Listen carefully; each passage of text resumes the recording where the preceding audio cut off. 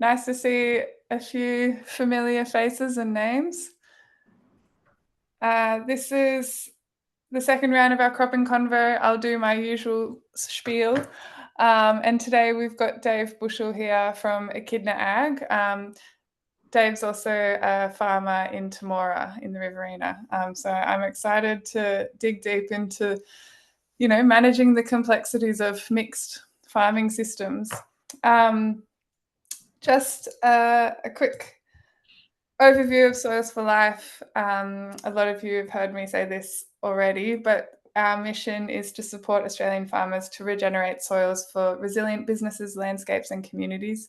And we do this through events like this and case studies and cropping discussion groups and many other activities and projects.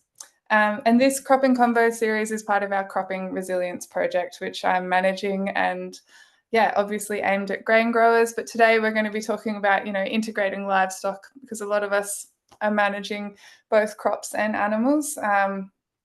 And, there are lots of opportunities there, but also lots of challenges. If you want to find out more about the Cropping Resilience project, head to our website. Housekeeping. Ask any questions you have in the chat as they arise, and we can go through them in order.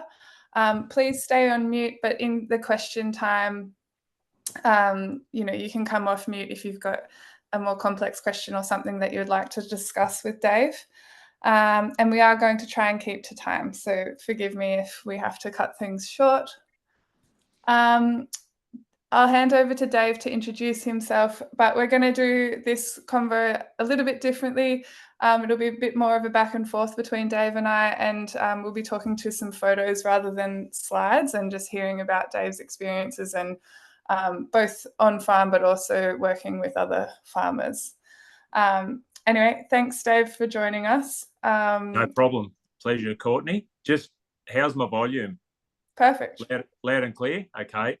I do have a bit of old farmer in me from sitting on old tractors when I was a boy, so somewhat deaf. So I have been known to, people tell me I yell into the phone, so I'll try not to be too loud. But no, it's great I think you guys are doing a great job. It's great to see, an interest in soils, which has, been, I think probably for the last 5 years, it's, a lot of talk about carbon and soil health, which is great. In the press and even on Netflix, you can watch shows on soil health, which is fantastic. So, I guess, just for people, my background, grew up on a farm at Temora, small family farm, very, very similar to nothing out of the ordinary in Australia. It was a mixed farm. Temora's in southern New South Wales, so we're supposed to get 500 mils of rainfall. I'll talk a little bit about that in a minute, but I guess I went through university, did a Bachelor of Applied Science at Charles Sturt, or the old Wagga Ag College, and I've been basically, in some form of agronomy role for the last 30 years, basically, Courtney. So seen a lot of changes. Our southern New South Wales farming zone's gone from a sort of a wheat sheep type mix to, the wool boom sort of really crashed in the late 80s, probably similar to what we saw a little bit last year, to tell you the truth. You hear these stories in West Australia, a guy shooting sheep. That was the case in the late 80s when the wool boom happened or crashed. And there was a real swing into, no-till cropping, I suppose. And, it was a lot more profitable. And I think any farmers listening would understand that. We're bringing in fresh pastures, which were the clover or lucerne, and bringing them into crop, basically converting that carbon and nitrogen into grain. So it was quite profitable for a few years. And there's still a lot of that being done around the place, certainly with an increase in inputs. So the margins got a little bit tighter with that style of farming. And it's interesting, it's some of those guys who probably through the mid-90s to probably about 05, sort of 2010, there was basically just a lot of no-till farming, retaining stubble. Probably from a knife point press wheel type sowing system to now maybe transitioning to a disc type system, and keeping stubble and the benefits of all that. And it's been interesting. There's probably been a trend back to, possibly adding livestock to reduce some risk, reduce the weed burden, grow some nitrogen. So, yeah, So, look, I've done some retail agronomy, gone into consulting the last sort of 7 to 8 years. So, yeah, I just provide independent advice. So I'm not involved in selling any products at all. I suppose I'm, selling myself, and I'm still, part of that industry of farming the farmer a little bit. Interesting. I was talking to someone the other day, and they were at a field day, and they said, "Yeah, it's interesting. All the industry people are driving Land Cruisers and fancy cars, and the farmers are turning up in a beat up, old ute sort of thing." So, I really focus on profitability, and I suppose we've moved on from sustainability and looking at regenerating the soil and the land, I suppose. So that's a bit of my background, Courtney. No worries. Oh, thank you for sharing. So what kind of clients are you working with at the moment? Right, so I have a real mix. So I have some pretty conventional farmers. I guess I've been based for 30 years in southern New South Wales, so I understand that farming system. If I went to Queensland, I'd be out of my depth a little bit. So I still think agronomy is very, local based. You've got a mix of soil types and rainfall. I listen to a lot of podcasts from America, and they're great, and it's all good information. But I think a lot of North Americans are a bit surprised when they come to Australia. Like today, it's about 8 degrees outside and it's freezing cold, and I think they get the picture of Australia. It's hot and sunny all the time, and it certainly is in some areas. But in southern New South Wales, we get a bit of everything here. It's hot and wet, or hot and dry, or cold and wet and cold and dry. Like it's a real. We've sort of got to deal with the complexity of those different systems. And if I look at, that's a picture of the farm there. So we run sort of from a loamy red soil to a clay loam to some sodic red soil, which I'm sure a lot of farmers would understand the different soil types we deal with. I go back to 17, 18, 19. We had three really dry years, which were pretty tough. I think we're down to about 150 mil average rainfall. So if you look at evaporation, we're virtually trying to run a farming system on 40 mils of effective rainfall, which is pretty hard. And then I go back to 22, where we got a metre of rain and really, really got very waterlogged. So talking to the picture, that's the bike there in a crop of field peas, which is something I missed out of, Courtney. We've actually transitioned at home to an organic farming system, which is something a little bit different. There's nothing. I guess after those 17, 18, 19 really dry seasons, and where any green plant was good, 2020 came along, and we've enjoyed some better seasons since then. But sort of made the decision with the family and my father that we're finally growing some grass. I didn't want to spray it, so we thought and we've always sort of followed Col Sice with his pasture cropping techniques, and we've been doing a lot of that with just direct drilling oats into standing pasture. What you see there, that's just a crop of field peas. We've direct drilled into some sort of remnant summer grass just with the disc seeder. That was in 2022. It actually looked quite good there, and I was thinking, we'll actually harvest some nice field pea seed here. And yeah, it just kept raining in the spring, and virtually those pictures there turned into grass, so the peas virtually died. And we ended up with a mix of sort of summer grass and ryegrass. So stock have generally done pretty well on our farm. it's really interesting, and I know a lot of people in the south have suffered from pretty well south of Temora, we've had a bit of a failed autumn, and I know where you are, Courtney, down at Rutherglen's been and Albury's been quite tough and dry. So what happens now with my farming system? I'm relying on sun and rain to grow the grass, and you can see there it looks fantastic in spring.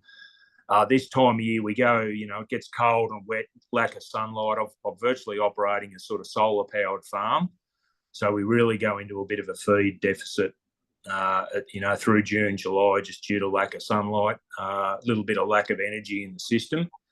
So that's where we been playing around with these mixed species, sort of grazing, cropping, and a lot of my clients are running mixed enterprises, both of cattle and sheep, and crop. What we're finding is profitability-wise is we're reducing our inputs because we're obviously building up some nitrogen through our pasture phase, and then with the mixed species crops, or even just grazing winter species type, you can grow a winter canola, you can grow a winter wheat. We now have winter barley varieties coming along out of Europe, and winter oats. So we can actually devise a farming rotation where we're grazing all our common sort of commodity crops, I suppose. So it's just a bit of a tweak on a pretty well used sort of rotation, I suppose, Courtney. So did you have to destock this autumn? Like, what kind of decision-making process have you been undertaking with the dry start? Generally, as a rule of thumb, I sell, and we sold quite a few cattle back just before this last rain. So generally, I always tell people if I'm selling stock, it's probably going to rain in the next week. But yes, I guess the other side of the things. I have a carbon project with AgriProve, which has been what are we up to now? I think we'll be up to our 4th round of testing. So that looks like it's going to provide another source of income for us. So I guess at the end of the day, if we can keep some ground cover there, some live green growing plants, we'll be able to drive a little bit of income from the carbon and the soil health point of view, which I think is a really interesting change going forward.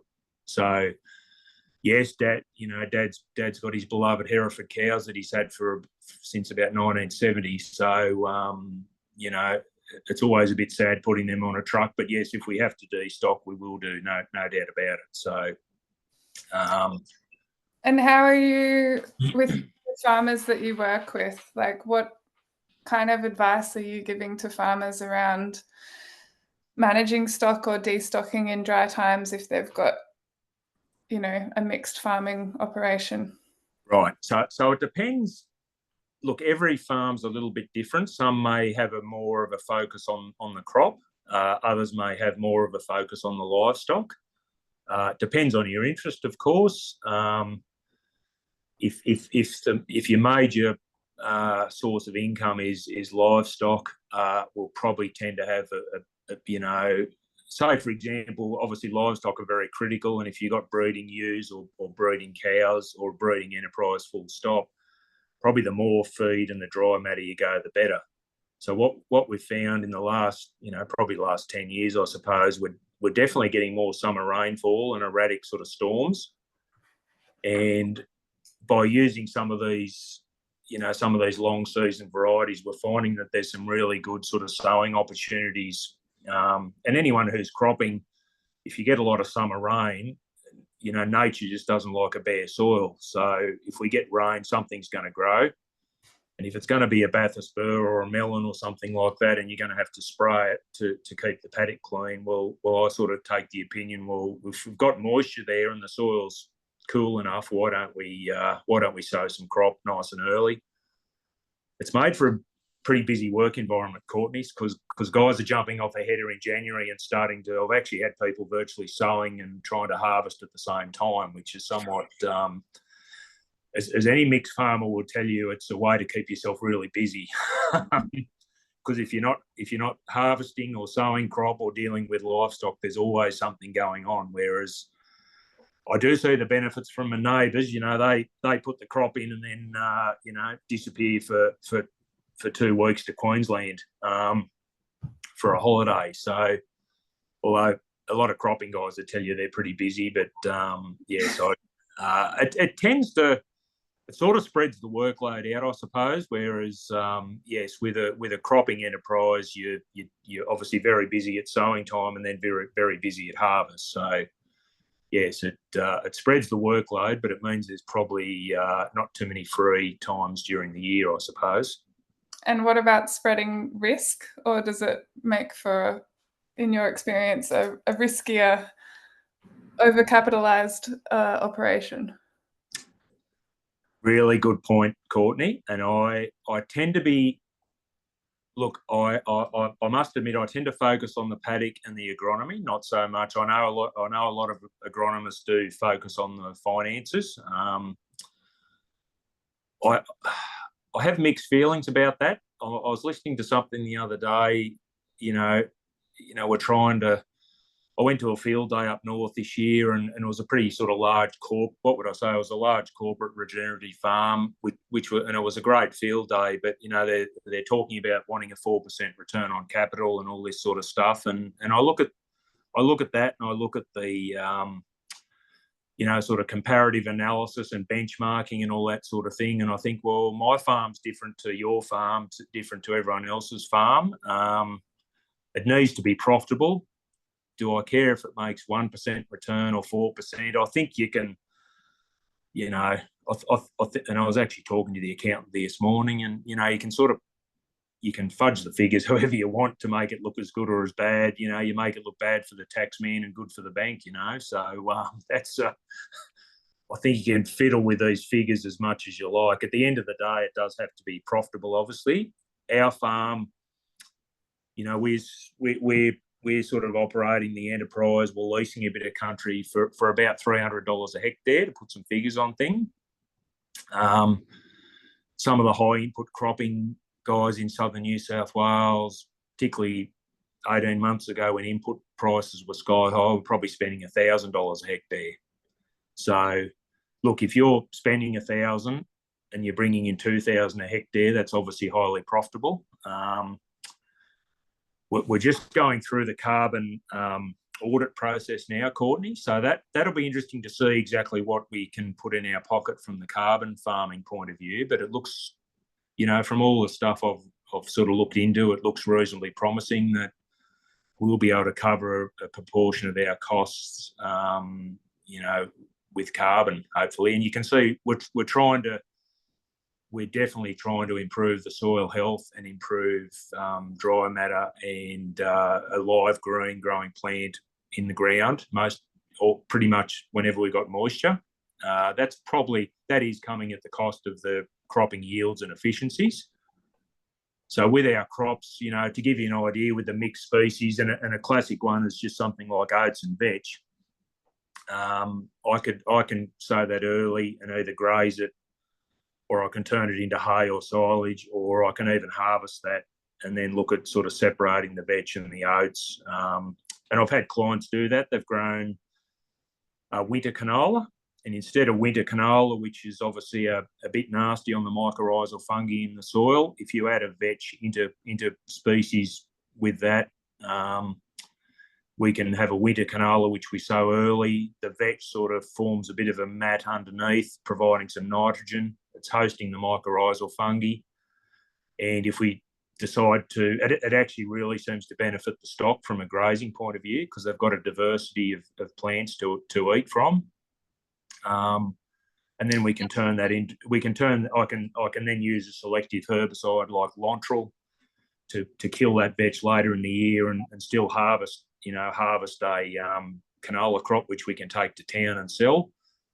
Or we can harvest the vetch and canola together, and then it's quite easy to separate that with a 2mm screen, and then you've got vetch for the following year, hopefully plus some canola to sell to pay some bills and generate some cash flow. So yeah, I think the intercropping, the mixed species, I see a real massive potential in that, Courtney, to tell you the truth. A conventional farmer will tell me, it's hard work, but it's actually pretty easy, to tell you the truth. I think it's you've probably talked to Grant Sims and Down Under Covers. Those guys have been sort of leading from the front with a lot of their mixes. A lot of my clients use some of their mixes. Some will decide to harvest their own. Just like I have guys who are covering possibly up to a quarter or a third of their farm. It's just part of the rotation, and that's the beauty of a mixed farm. We can, like I said, we can use it for forage. We can use it for hay. Even exploring the mix, the idea of devising some of these mixes for for something like pig feed or chook feed, because a lot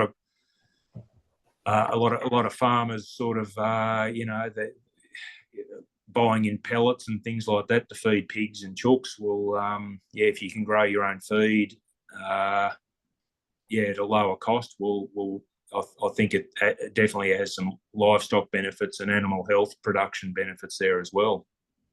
Yeah, so you're saying that if you can find a companion crop, an intercropping kind of situation that works for your farm, if the season goes pear-shaped, you've got a diverse pasture that your animals are going to be able to benefit from. Yes. But you're also going to have a cash crop potentially if the season goes well. Correct. Yes, I've had some clients, so winter canola, pretty sort of early March. So the other thing in this space is, like I said, we're getting summer rain. What it does mean is, instead of spraying weeds, we can actually be sowing crop. So we've got a live root in the ground, and it's amazing how some of these species, when the ground's warm, particularly if we have stubble cover there, it's amazing how much growth we can get early, and it's amazing how they grow without a lot of fertiliser. And I must, it's an interesting discussion, because a lot of my clients, I remember one of my old clients, he used to have he was farming in partnership with his dad, and when his dad left, because they always fought about the fertiliser rate and how much money they were spending, and when his dad left to go home, when the young fella jumped on the combine, he'd up the fertiliser by a factor of 2 and change gears, because he just loved putting fertiliser on. And that's good timing with those photos. So you can see the fungi we've got in the soil. That's just I forget the date of those, but seems like we've got different fungi on the farm at all points. And the more soluble fertiliser we add, it seems to be detrimental to the fungi. So we're just trying to add biology, add diversity. Still needs to be profitable, obviously, but my thinking is, well, if the soil's healthy and it has higher fungi levels, the plants can start finding their own nutrition. And what kind of inputs are you putting on at your place? Like I said, with that, $300 a hectare, we're tending to. So obviously, still soil testing. We'll send them up to the lab at Southern Cross Uni and get some. I'm not soil testing every paddock every year, but basically our soil's similar. Our calcium levels are reasonably low, and our phosphorus levels are reasonably low. I think that's why some of the native grasses are doing so well. As you can see there, we really, really get a power of feed over summer, particularly when we get the storms like we did last year. I think those C4 grasses are fantastic for soil carbon as well, because they're actually very tough. They get a root system down pretty quickly and they regenerate themselves. So as far as fertiliser goes, I'm looking at sort of feeding the soil, not so much the crop, Courtney. So adding calcium to improve our soil texture. Are you spreading that or as a foliar or? A little bit of both. We're playing around with some foliar applications. We've been using a compost mineral blend from YLAD, from the Dailies, who you probably talked to. We've had a couple of sort of tours on their farm. I love it. the other thing, because I'm trying to keep this year-round green cover, I'm a bit against any cultivation. There's a book I've got, and I meant to get a picture of it, a soil owner's manual by John Sticker, and that's actually Dan Fox put me onto that one at one of his talks. And I read that book. It's highly recommended. It's a really good read. It's something that's pretty light to read. It's a bit like reading the footy, the sports back page of the paper. It's pretty easy reading. And yeah, he just, any cultivation is excellent with those photos, Courtney. That's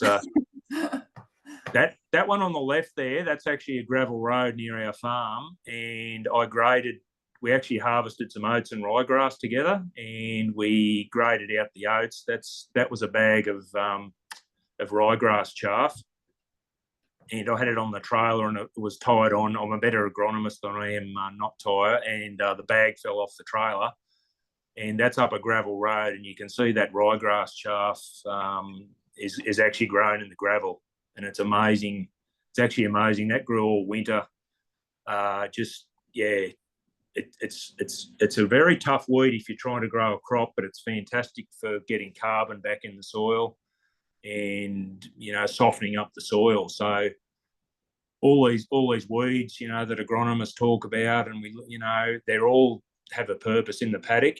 As you can see there, the field peas came up really well until it got wet, and you can see the understory of clover and ryegrass there. That turned into a pretty much ryegrass. I have been sowing some Italian rye just for a bit more production and I suppose root matter. And yeah, we've been quite successful. The peas weren't successful, but the paddock growth certainly was. And like I said, the carbon accumulation's actually been really, really exciting, Courtney, to tell you the truth.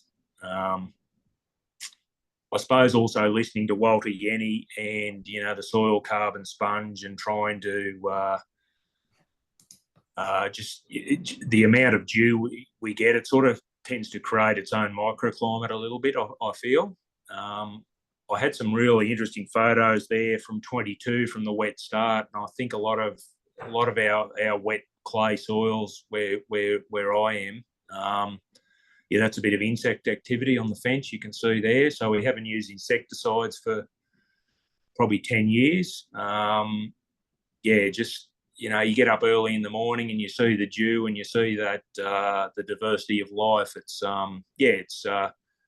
better than sort of driving out there wondering what you have to kill in conventional farming, I suppose. So even the most dyed-in-the-wool conventional farmers understand they're trying to, I think everyone's heading in the right direction.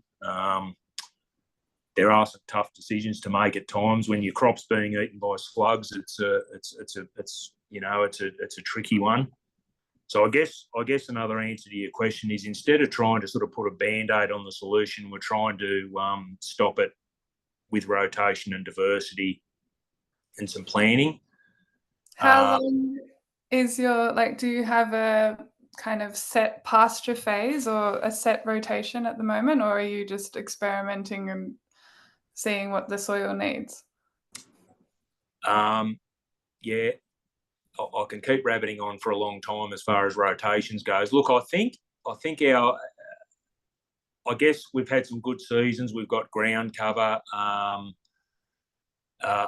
think you have to be a little bit flexible. Basically, if the paddock's bare and there's nothing growing there and it's a bit dormant, I think that's when you need to go in and do something to liven it up a bit, right? So we're going to sow some quite late winter species at home because we had so much summer rain. I think we had sort of 250 mils from early December through January, February. So the place sort of exploded over summer. And like I said, now it's gone a little bit dormant.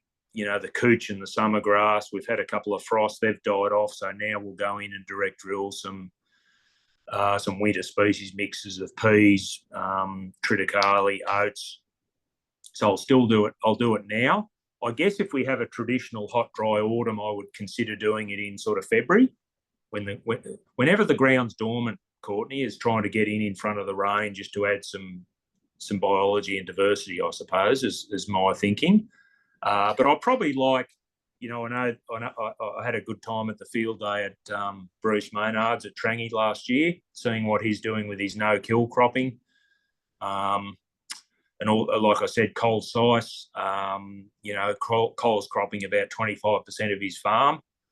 And if it's something like oats, and that oats, you know, you either harvest it or it runs to seed, you're probably going to have some seed come on the ground. So the oats is a fantastic crop in that it seems to just rejuvenate the paddock. I think the fact is you're going in sowing some seed, it tends to probably stimulate a bit more seed. It seems to stimulate a bit of grass and clover and other natives to come. And the beauty is by not killing anything, we're sort of letting grow what's going to grow. I listened to a New Zealand podcast the other day, and I forget the name of it, but there was a pasture agronomist there who'd he's been around for a long time, and he said a plant like chicory has so much zinc in the leaf, and it's often surprising. We've added chicory into our mixes when we can afford it.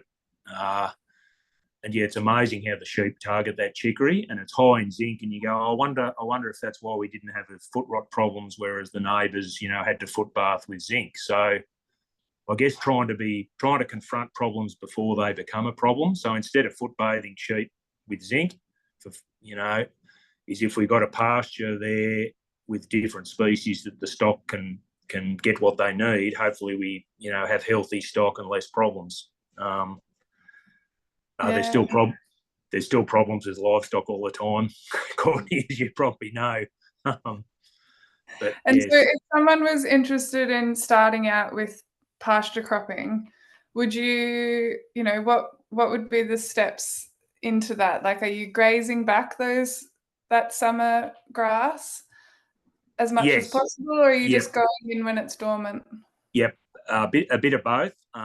Yes, if it's being grazed heavily, and sheep are a little bit easier to do that if you can sort of graze it reasonably. And I guess a lot of people are reducing their size of their paddock so that you're actually grazing the whole paddock properly. So we've done a little bit of internal subdivision, sort of halving paddocks with hot wires. We can graze them a little bit better. And then we follow basically, you know, cattle first and then sheep. At different times of the year, it might be the other way around, so that, you know, if the cattle are getting fat and they're going to calve, well, we might the heifers might go on some sort of drier, shorter pasture. And then as those paddocks are dormant, we will go through and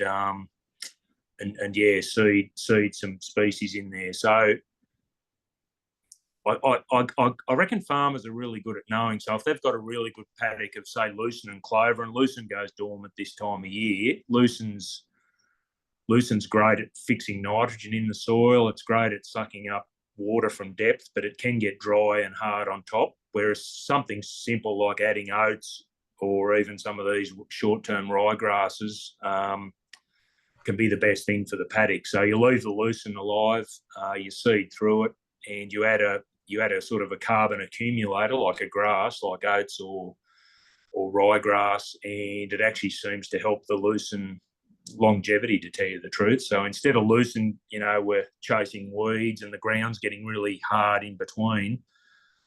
So I often talk with my clients about the carbon nitrogen ratio, and if you have a soil that's very high in you know, you have a big, say, wheat stubble that's high in carbon, the soil's going to look for nitrogen. So again, it comes back to that rotation. So something like a pea or a vetch or a clover into a big cereal stubble, you'll notice for a start the legumes do better because they're providing nitrogen for the soil wants nitrogen, and once the nitrogen's met, then all of a sudden the grass takes off.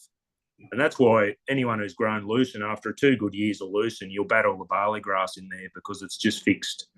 You fix so much nitrogen in that soil, nature's trying to grow that barley grass to provide some carbon for some ground cover. So if you can sort of, it comes with experience and a bit of observation, which I'm pretty big on. I think I think in the agronomy world, we've lacking the ability of observation a little bit. We're tending to go off just plans and recipes and silver bullets all the time.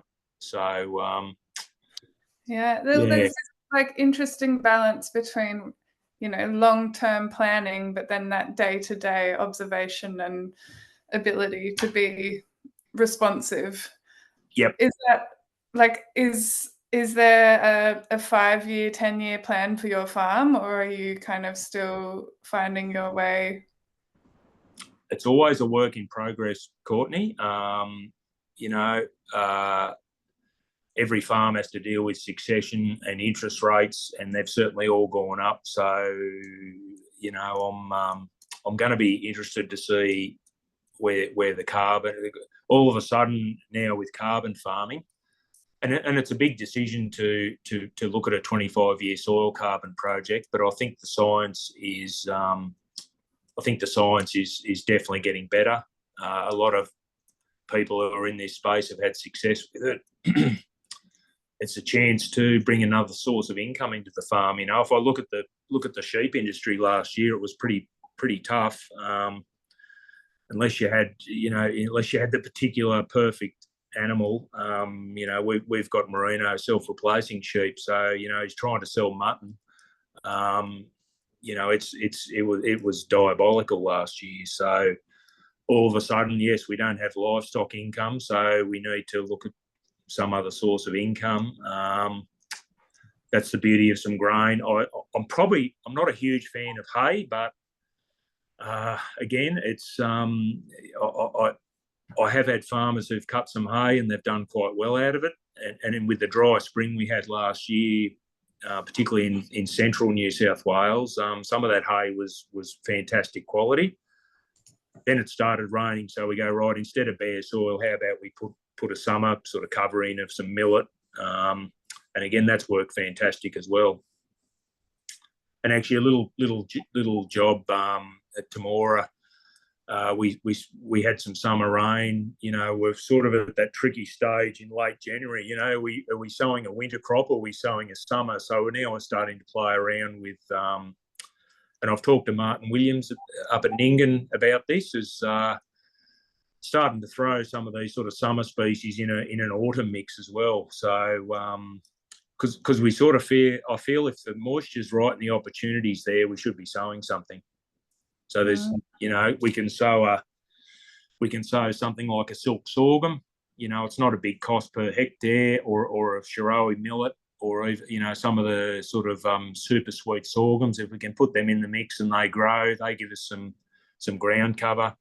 They shade the winter species underneath, and then when they get a frost, they'll frost out, and then we've got the winter species underneath. So I think it's a very interesting space, Courtney.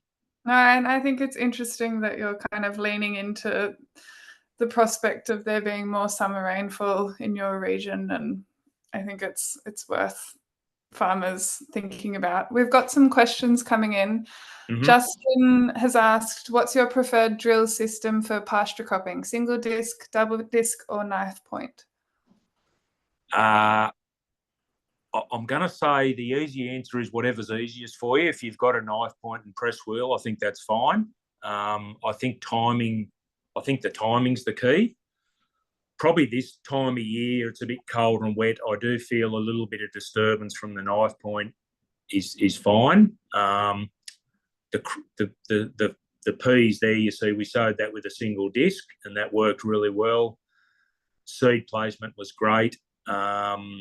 We've got an old knife point seeder. I've actually got onto some double disc that we're going to adapt for next year. Look, I tend to, I think whatever's easiest. We use a mix of our own gear and also contractors as well, just due to timeliness. So, I look at the cost of new gear, and it's frightening, Courtney. Can you justify the cost, or are you better off paying someone? There's a lot of machinery being sold the last couple of years due to tax incentives and other things.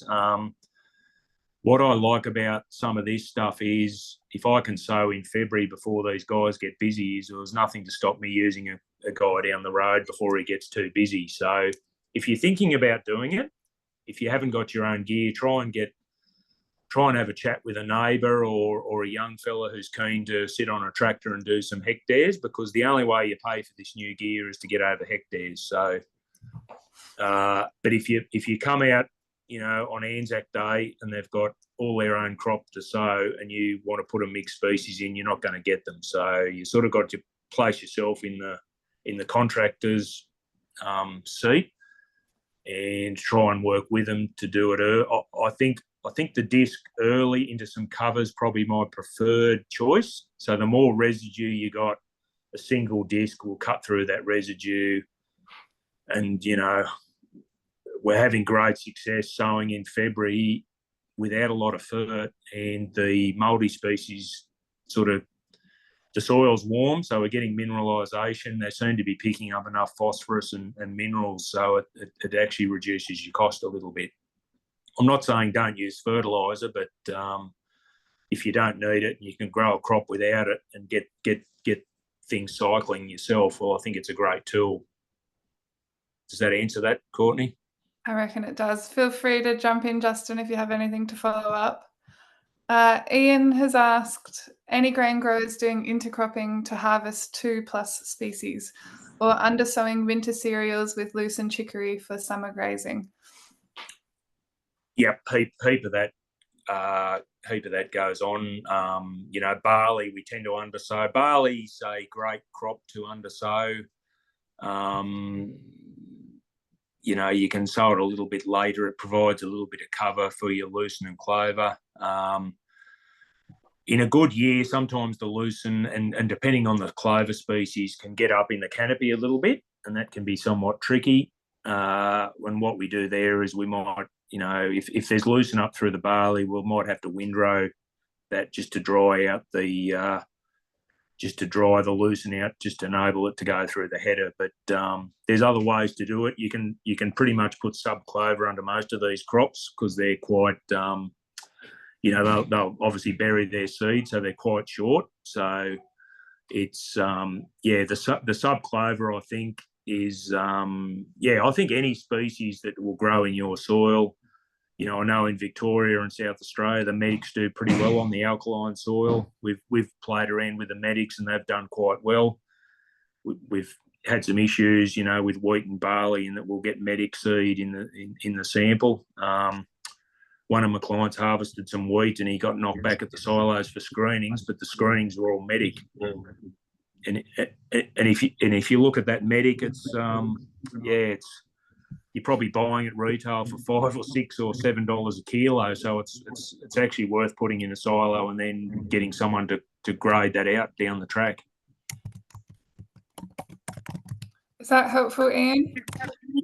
We sowed some triticale. I think someone needs to mute there. Mick at Lone Bio might need to mute. Thanks. We harvested some cereal rye that we sowed over the top of a lucerne crop, but the issue was the lucerne getting all bound up and caught up in the header, which was frustrating. So you reckon windrowing could solve that issue potentially? Yep. Windrowing will help. Probably the other thing, if you're planning on doing that, is if I'm sort of in that system, I'll probably go for a variety that maybe has a bit more height, so that it keeps those species down underneath them. So whereas it's interesting. So in conventional agriculture, we've probably gone to more dwarf plants because we tend to be fertilising them. And I see it in a conventional trial. If we throw on high rates of nitrogen and phosphorus, some of these old species, they have a lot of vigour and they have a lot of big root system, but in a conventional trial, they'll grow up and then lodge or fall over. So it's interesting. The new data that comes through probably highlights the dwarf genetics because they don't fall over. But if you sow one of these new dwarf varieties with lucerne underneath it, well, the lucerne's going to grow out the top of it, right? So there's a little bit of,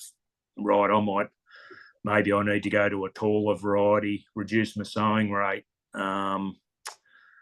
Not look. It's in a good spring that lucerne will get out the top of the crop, but other years sometimes it does struggle. So chicory is another fantastic plant. Like I said, from an animal health point of view, it again in a good year can probably grow out the top of the cover crop a little bit. I probably tend to be, as far as rotation planting, like I said, I might, to give you an example, like we might grow a winter canola with vetch, and to keep things simple, well, if the vetch has grown, we've had some grazing out of it, and it's given us some mycorrhizal fungi and diversity. Well, it might be easier to spray that out, because often we'll, yes, vetch is a weed when I sell that canola into town, but there might be thistles and fleabane and capeweed and other weeds there. So yeah, there's a large array of herbicide tools we can use now.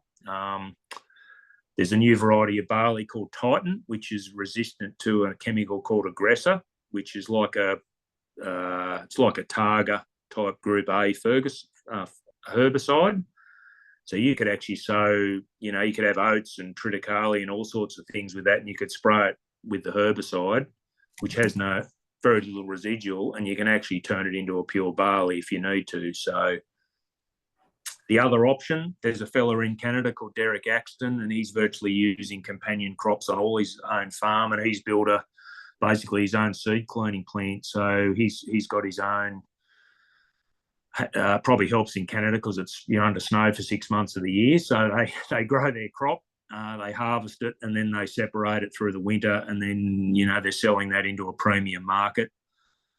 I think he did a podcast I listened to with, might have been John Kemp years ago, and I think his chickpeas are virtually, so he's not using any fertiliser and any fungicides. I think he's using a mix of chickpeas and linseed, or flax as they call it over there, and they combine really well in the Canadian environment. And yeah, it's a different way of thinking, but I suppose instead of spending money on fungicides and ferts, he's built a shed with some grading plant in it. So not saying that's everyone's cup of tea, but it's you think about it, you buy a pallet of chemical, well once you spray it out, you've spent whatever you've spent, and you've got a pile of empty drums. Whereas if you buy a seed cleaning plant, it's yes, it's going to depreciate, but it's still an asset you've got on the farm. So it's just a different spend. Yeah, that's interesting. I think the opportunities are huge in that space, Courtney. I really do. For sure. And back to the insecticide fungicide thing, you haven't used it for a decade or more. Yep. Have there been any issues in that transition? Was that a cold turkey thing, or what was your strategy there? Yep, cold turkey. We look because of our animals, the residue tends to be eaten and cycled, so we don't tend to have big sort of cereal stubbles to sow through. So whereas some of my clients, if you're growing a 5 or 6 ton barley crop, you've got 10 ton of straw there. So it tends to be a harbour for slugs and millipedes and other things. That's challenging. We tend to have low calcium, so we tend to run into issues with lucerne flea. So what we're trying to do, yes, we still get a bit of damage, but we're trying to, like I said, use calcium and get the plant healthier so that it's, growing a bit better, basically. Yes, it's not perfect, but I think there's some science and there's some companies doing some work, because obviously insecticides, look, there are better ones to use for, say, Heliothis grubs. If you're growing chickpeas or peas and you can't tolerate any damage with Heliothis grubs, you have to be pretty careful. But yeah, even my clients, instead of using a nasty broad spectrum insecticide, we'll try and use something that's definitely friendly to the beneficials as well. But it's amazing. Like you saw that picture of the fence, the spiders, the birds. Like I said, we're more focused on the livestock, and the crop's a bit of a bonus. But I see that commonly now around the place is the biodiversity levels improving.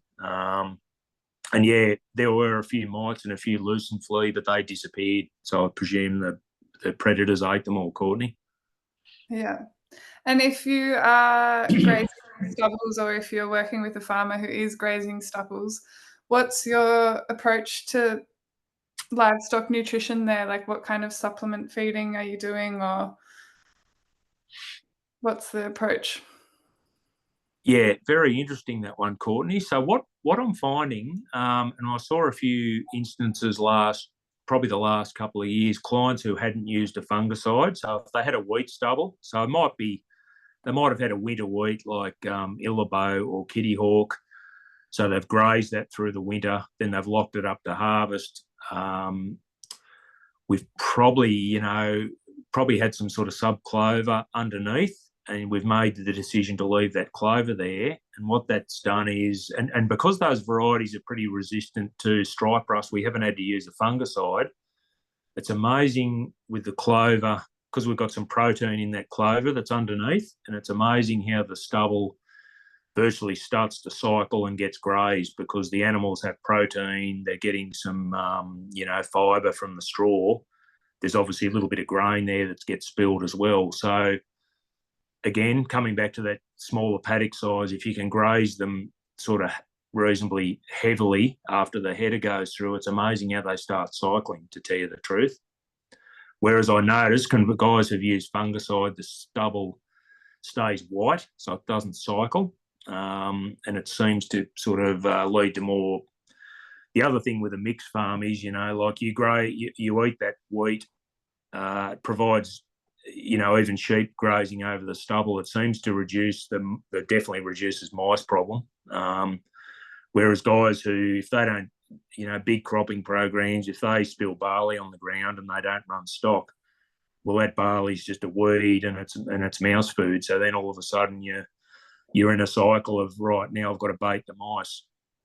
And I think in 2011 there were people baiting 3 times up here that actually gave up. So, I guess that's the motto on my farm, and it's why we pulled the trigger to be organic, is that we didn't want to use any toxins or poisons. So it was nothing more than that. We thought, we'll respect the soil and not saying it's perfect by any means, but it's just another farm system that, like I said, we just wanted to reduce the toxic load for everyone, basically. Yeah. Thank you. Well, if there's no other questions, we might wrap up in a minute. Sarah, did you have any comments to add in? We were discussing your farm earlier. I don't know if she's around. So bamboozled everyone, Courtney, or they've turned off? Have they no questions? No, I think it's been a good topic though. I guess one last thing that we haven't really touched on is, bringing stock back into the cropping system. Like, there's a level of investment required there. What's been like some of the smarter investment decisions you've seen among your farmers or in your own farm? I think so. If I'm looking at a big farm and it's predominantly a grain enterprise, every farm has a hill or a rocky paddock, or areas that you spend a lot of money to grow a crop and it doesn't perform. So yes, if you have some beautiful flat cropping country, but you've got some stuff around the base of the hill, that'd be the place to start. So if paddocks aren't profitable and not performing, that's where you would start. The other thing, you do a soil test or you buy a new farm and it's very acidic, pH of 4. Your agro looks at it and says, oh, you need to put 3 or 4 tons of lime or something on there. It's a big cost. So you go, oh, well, do I go and do that and risk it, or do I grow cereal rye and triticale? And like I said, that ryegrass, which has just been dropped on the gravel road, if you can add the right seeds, you'll get some nutrient cycling. And it is a cost-effective way. You spend put 3 tonne of lime out, buy seed, buy herbicide. Like I said, you might spend $1,000 a hectare, and if your crop fails, you'll really go backwards in a hurry. Whereas you can, worst case, you get someone to come and sow some some sort of acid tolerant mixed species for you for cost of sowing plus some seed of 50. You might do it from $100 to $150 a hectare. Again, you've reduced your risk, but you've got some production. So, I think that'd be a good place to start. Even some of the bigger farms, they're starting to, I do see some of these farms, wire and water is probably the best investment you can make. And land's very expensive everywhere now. So, I mean, if you're paying, whether you're buying it or leasing it or however you're paying for it, you need to get it working for you. And in some cases, the best investment might be some electric fencing or fencing and some water and actually grazing some of these paddocks, because as they're grazing in the winter, well, as soon as you harvest that barley or wheat or whatever you're doing, then the sheep can. It's a bit easier in summer. They'll walk across the paddock. I tend to cycle them pretty quickly through summer just to eat the weeds. It's amazing how much, like west of us where we are here, and guys who are conventional cropping, and anyone who's listening, we're dealing with glyphosate-resistant weeds. When I started in the job, probably common rate was sort of 500 mils of Roundup, whereas now I'm up to 2 or 3 litres. I heard of a reco the other day of 4 litres a hectare of a high load of glyphosate, to kill the resistant weeds, and then you need to double knock it with gramoxone, and people now are using camera sprayers. So we're sort of fighting the same old battles, using more and more chemistry to kill the weeds. So I don't see that being a good road to go down, honestly. Yeah, yep. Well, thank you so much, David. I think we'll wrap up there. Thank you, everyone, for jumping on. It's a big topic that we were covering, so I appreciate your insights and experiences, David, on this topic. No problem, Courtney. Thanks very much, and hope people got a bit out of it.